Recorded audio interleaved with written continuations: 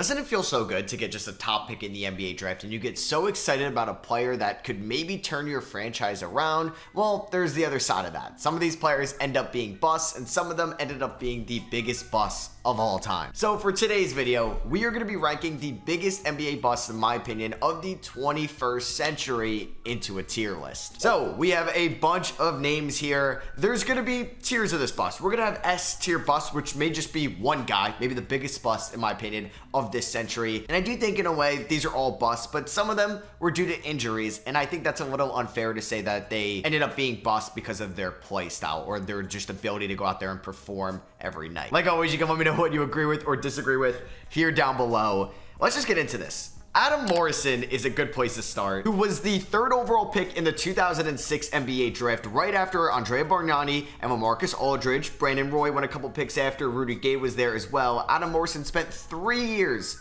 in the NBA basically playing a total of 161 games. He didn't have a terrible rookie year. There were definitely some three-point flashes, but then the knee injuries, it wasn't great. You could throw him in the injured tier here, but just getting 3 seasons out of the 3rd overall pick, I think we're going to put him in the B tier of busts. Well, next up, I think we're going to have the biggest bust of all time because he really wasn't injured, and that's why he didn't work out in the NBA. He was traded at a point. Anthony Bennett, yeah, S tier bust in my opinion. He was the 1st overall pick, shocked everybody in that 2013 NBA draft, spent 4 years in the NBA, 1 year in Cleveland in 2014, and then was in the Kevin Love deal. He was horrible. Spent a year in Minnesota, didn't really work out, shot 29% from the field in 19 games in the 16 season for the Raptors, and then was just not good for the Nets and was out of the league after 4 years. A #1 overall pick was out of the league after his rookie contract ended. I think he's the biggest bust potentially of all time. Next up, you have Cody Zeller, who was a very high draft pick back in the 2013 NBA draft with Anthony Bennett. I'm going to put him in the C tier because at least for Cody Zeller, while he definitely didn't live up to the hype coming out of Indiana, 4th overall pick in 2013, he's had a long career. He's had some solid years as well. Like I said, did not live up to being the 4th overall pick in the draft, but gave you some good years. That's kind of like the C tier. We'll change the name on the fly. It's the gave you something tier. Dante Exum, definitely injured. Unfortunately, it didn't work out. He had a lot of hype to him coming out of that 2014 draft to the Utah Jazz and then played overseas a little bit and actually reinvented his game and was one of the better three-point shooters in the league this year. He was definitely banged up and unfortunately didn't live up to his fullest potential. We do have Darko Milicic, who could have ended up being the missing piece to the Pistons, maybe becoming a dynasty. They won the 2004 NBA championship with him. Imagine they had Carmelo Anthony or anybody else on their team. He was the 2nd overall pick behind LeBron James. They could have taken Dwayne Wade. They could have taken Chris Bosh, or like I said, Melo. They took Darko Milicic. He did have a 10-year career, but just the players that went after him, I can't put him in the gave you something. I think he might go in the S tier, honestly. He may. I'm going to throw him in the A tier for now. Biggest bust ever. Derek Williams of the Minnesota Timberwolves, the 2nd overall pick in that 2011 draft, a great draft class. Spent 7 years in the NBA, had some flashes in his rookie and sophomore year, but then was traded in year 3 to Sacramento, bounced around on a couple teams, and was out of the league at the age of 27. This kind of set the Minnesota Timberwolves franchise back as they actually had a spot to pair up somebody really good with Kevin Love and enter this rebuild after they whiffed in the 2009 draft. We'll get to somebody that was in that class that was a bust for them in a little bit. But just the guys that went after, just imagine if they took Kemba Walker. Imagine if they took even Jonas Valanciunas. It would have been better than Derek Williams. So Derek Williams, I think I may put him in the S tier, but Anthony Bennett was so bad, I think he's got to go in the A tier. It's so tough to match his level of bust. Next up, you have Dion Waiters, and he should never have gone that high, 3rd overall in the 2012 draft. The Cavs just really wanted a shooting guard to pair up with Kyrie Irving, and Bradley Beal ended up going, 3rd. Dion Waiters went 4th. Dion Waiters actually had some good years. I don't know if he gave you like great quality of play. I think I'm going to throw him in the B tier of bust. He did have some good seasons. Honestly, though, you know what? He did have some good years in Miami. Maybe I'm remembering him a little bit worse. He obviously had that whole plane incident. So I guess Dion Waiters did give you something in this league. Dragan Bender. Oh my God. I actually may throw Dragan into the S tier bust. He was bad. He was bad. He was the 4th overall pick in the 2016 draft. Some good players went after him, and he was just not a good player. He was not efficient in Phoenix. He had a little bit of a stint towards the end of his career with Golden State, but was out of the league at the end of the rookie contract. Yeah, I think that's a bust. And no injuries as well, like major injuries. I'm going to throw him in that S tier. Greg Oden, I wanted him to succeed. Like, really good person. Obviously a Hall of Famer, one of the best players of all time, went right after him and Kevin Durant, but the knees just did not work for him at the NBA level, so he's definitely in that injured tier. It was not because of his ability to play basketball. Hasheem Thabeet, I think, is also going to be in the S tier of bust. He's definitely a bigger bust than Dragan Bender. And Thabeet, yeah, just 5 years in this league. He averaged 2 points and 2.7 rebounds in his career out of UConn, which is crazy in such a good 2009 draft where you had James Harden, even Tyreke Evans going after him, Ricky Rubio, obviously Steph Curry. Yeah, I gotta throw Hasheem Thabeet up there. Jabari Parker, it pained me to put him in this tier list, but unfortunately just being out of the league as early as it ended up. 8 years in the league, had so many good years to start off his career. It was injured for sure. I actually feel disrespectful putting him into this video. Jahlil Okafor, he technically gave you something, but it was only his rookie year. He peaked in his rookie season and then went downhill every year. So it's not like he gave you a decent amount of good play over the course of his career. So I'm going to throw him in that B tier bust with Adam Morrison.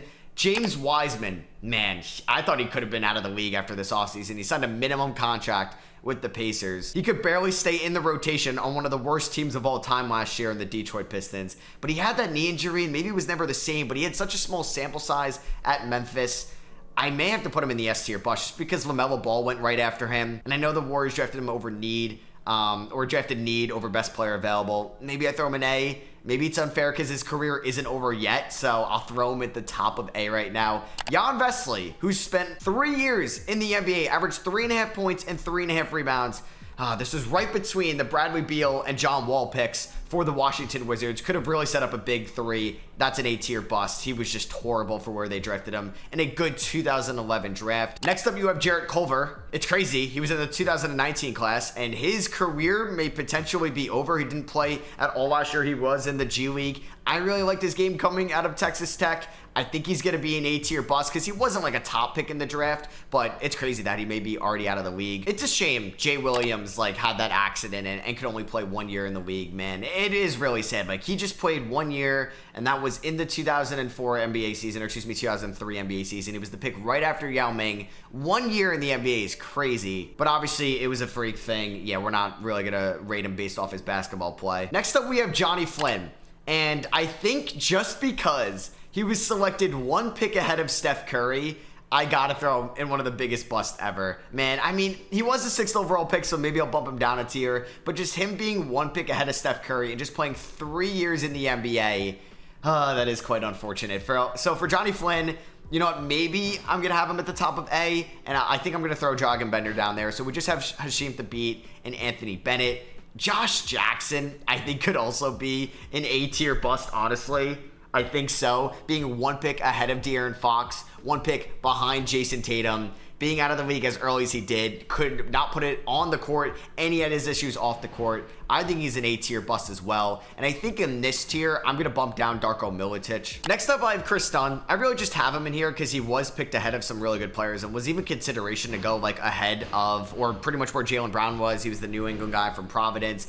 Pick ahead of like Buddy Hield, 2 of Jamal Murray. But honestly, he's definitely giving you something and has turned into a nice perimeter defender in this league. Next up, we have Kwame Brown. He's an interesting one to rank because Kwame was the 1st overall pick. So he's held to a higher standard, but did give you at least 12 years. Like, Hasheem Thabeet and Anthony Bennett didn't make it after their rookie contract. So it is tough, but I think just being the #1 overall pick, I have to throw you in the A tier, or excuse me, the S tier bust. Like, with Pau Gasol and Tyson Chandler being right after him, yeah, I think he is an S-tier bust of the 21st century. Lonzo Ball, injuries. It is a shame. He was the 2nd overall pick. I had to put him in here. Hope he does have a good career and can come back fully healthy. Mario Hezonja, sneakily like one of the bigger busts. He was the 5th overall pick in the 2015 NBA draft. Did not really age well this class, but not a lot of good players went after him. Like, it was Justice Winslow, it was Willie Cauley-Stein, Emmanuel Mudiay, but he only spent 5 years in the NBA and hasn't played in quite some time. I think Mario Hezonja, I'm going to put him in the A-tier bust. Just not a long career. Markelle Fultz, hope he still has a very good career. He is the #1 overall pick, so I have to hold him to a higher standard, but just the shoulder issues, man,